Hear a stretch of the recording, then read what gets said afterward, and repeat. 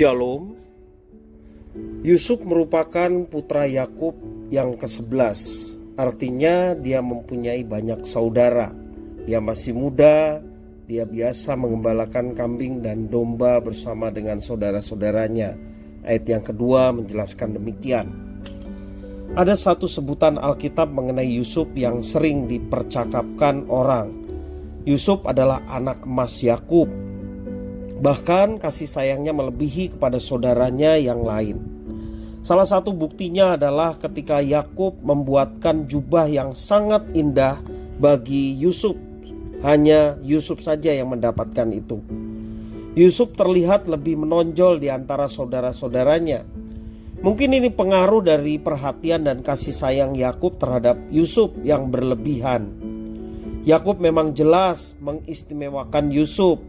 Apalagi dia punya satu tabiat yang tidak disukai oleh saudara-saudaranya. Dia suka mengadu kepada ayahnya perihal kejahatan mereka. Hal-hal itulah yang membuat saudara-saudaranya membenci Yusuf. Kebencian pun semakin menjadi-jadi ketika Yusuf menceritakan mimpinya. Dan dalam mimpi itu seolah-olah dialah anak yang paling tinggi dan harus dihormati oleh saudara-saudaranya yang lain. Hari demi hari bertambah benci sajalah mereka kepada Yusuf. Kebencian saudara-saudara Yusuf terhadapnya tentu bukan sikap yang benar, bukan? Allah justru menginginkan kita untuk saling mengasihi antar satu orang dengan yang lain. Jika saling membenci, apakah kasih masih tinggal di dalam hati kita? Namun bukankah kita juga sering melakukan hal yang sama? Kita tidak suka melihat orang lain lebih istimewa. Kita sering sulit tersenyum kalau melihat orang lain lebih maju, lebih sukses, lebih berhasil. Mungkin dianggap lebih banyak berkat yang didapatkannya, sehingga kita tidak senang melihat orang seperti itu. Dan akibatnya kita lupa untuk mengembangkan diri karena sibuk membandingkan diri kita dengan orang lain. Oleh sebab itu, marilah belajar untuk membuang pikiran yang demikian.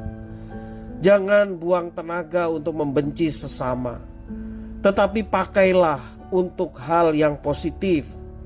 Kita harus berusaha mengembangkan diri dengan potensi yang sudah Tuhan titipkan kepada kita.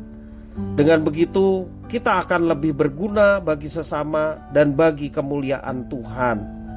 Dan kita berdoa kepada Tuhan supaya Tuhan kiranya memampukan kita untuk terus mengembangkan diri kita, supaya hidup kita sungguh menjadi kemuliaan bagi Tuhan, dengan cara menyatakan kasih kita kepada sesama kita, bukan kebencian, tetapi mengasihi sesama kita. Apakah itu saudara seiman, apakah itu juga keluarga di rumah, terlebih juga orang-orang yang belum mengenal Tuhan. Kita boleh menyatakan kasih itu dalam kehidupan kita, sehingga nama Tuhan dipermuliakan melalui pernyataan kasih yang boleh kita nyatakan. Jangan kita pelihara kebencian dan iri dengki dalam hidup kita, tetapi peliharalah kasih itu, dan wujud nyatakanlah kasih itu dalam kehidupan kita setiap hari, sehingga nama Tuhan dimuliakan. Tuhan Yesus memberkati.